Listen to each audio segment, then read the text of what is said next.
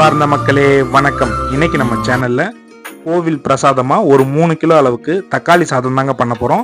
யாருமே சொல்லாத ஒரு சீக்ரெட் பொருளை போட்டு தான் செய்ய போறோம். அது என்னன்ட்டு வீடியோ ஃபுல்லா பாருங்க. வாங்க வீடியோக்குள்ள போலாம்.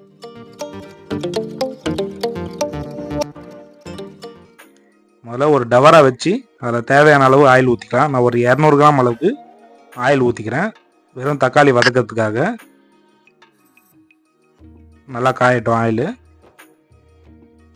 நான் வந்து ஒரு 3 கிலோ அளவுக்கு தக்காளியும் ஒரு 1/2 கிலோ அளவுக்கு வெங்காயமும் ஆட் பண்ணிக்கிறேன்.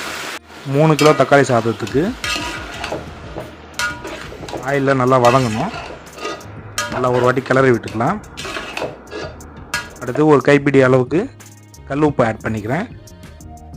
இது தக்காளி நல்லா வதங்கி வர்றதுக்காக போட்டிருக்கேன். அதுக்கப்புறமா செக் பண்ணி போட்டுக்கலாம். அவ்வளோதாங்க. ஒரு கிளறி தட்டு போட்டு முடியலாம். அது பாட்டுன்னு வதங்கட்டும். அதுக்குள்ளே இங்கே சாப்பாடுக்கு ஒலை போட்டுருந்தோம். நல்லா கொதிச்சிச்சு. இப்போது அரிசி ஆட் பண்ணிக்கலாம். நம்ம 3 கிலோ அளவுக்கு அரிசி எடுத்துருக்கோம். அரிசி ஆட் பண்ணியாச்சு. இப்போ ஒரு கைப்பிடி அளவுக்கு உப்பு போட்டுட்டு கொஞ்சமாக ஆயில் ஆட் பண்ணிக்கலாம். ஒரு 20 கிராம் அளவுக்கு ஆயில் விட்டுக்கிறேன். சாப்பாடு ஒட்டாமல் வரும். அது பாட்டுன்னு வேகட்டும். ஒரு கிளறி விட்டுடலாம். அதுக்குள்ளே இங்கே தக்காளி வதங்க ஆரம்பிச்சிடுச்சு. இப்போவே நம்ம தக்காளி தொக்குக்கான மிளகாய்த்தூள் ஆட் பண்ணிக்கலாம். நான் 1 கிலோவுக்கு 10 கிராம் வீதம்னு 30 கிராம் அளவுக்கு தனி மிளகாய்த்தூள் ஆட் பண்ணியிருக்கேன். அடுத்து 1 டேபிள் ஸ்பூன் அளவுக்கு மஞ்சள் தூள் ஆட் பண்ணிக்கலாம். அவ்வளோதான். நல்லா வதக்கி விட்டுக்கலாம். நம்ம இந்த டைம்லேயே மிளகாய்த்தூள் போட்டால் தான் அது ஆயிலோடு சேர்ந்து நல்லா வதங்கி வரும். தக்காளி நல்லா வதங்கணும். அதனால் ஒரு தட்டு போட்டு மூடிடலாம். ஒரு 5 நிமிஷம் நல்லா வதங்கட்டும்.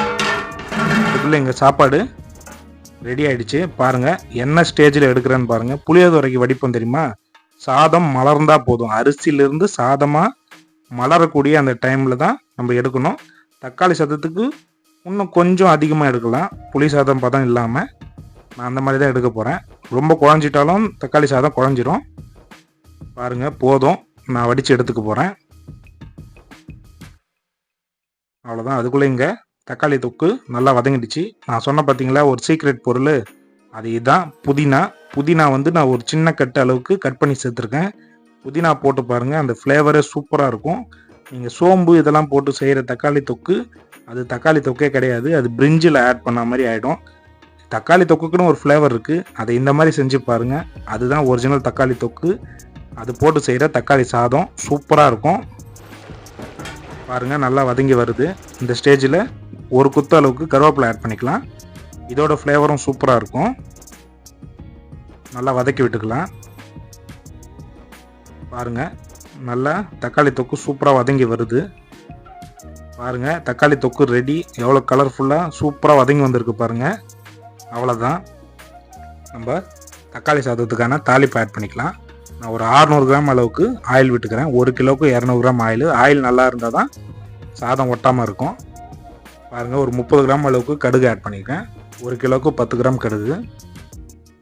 தாளிப்பு வந்து எப்போவுமே தனியாக தான் போடணும். அப்போ தான் அந்த உளுத்தம்பருப்பு கடலப்பருப்பெல்லாம் நல்லா மொறுன்னு அப்படியே இருக்கும். தக்காளி தொக்கோடு வதங்கிடுச்சுன்னா நல்லா இருக்காது. நமுத்து போன மாதிரி ஆகிடும். பாருங்கள் ஒரு கைப்பிடி அளவுக்கு உளுந்து, ஒரு கைப்பிடி அளவுக்கு கடலப்பருப்பு போட்டிருக்கேன். நல்லா பொன்னிறமாக வதங்கட்டும்.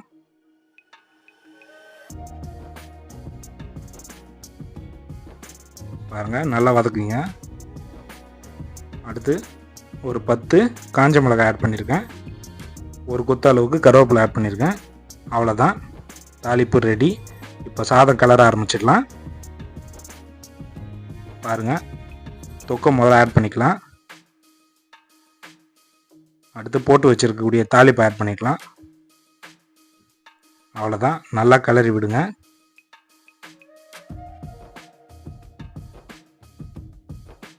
அவ்வளோதாங்க. நல்லா கிளறி விடுங்க. ஒரு 10-15 நிமிஷம் ஊறினாலே போதும். சூப்பராக இருக்கும். அவ்வளோதாங்க. 3 கிலோ அளவுக்கு கோவில் பிரசாதமாக தக்காளி சாதம் எப்படி செய்யலான்னு பார்த்தோம். இந்த மாதிரி மேலும் பல வீடியோ பார்க்க நம்ம சேனலை சப்ஸ்கிரைப் பண்ணி சப்போர்ட் பண்ணுங்கள். தேங்க்யூ.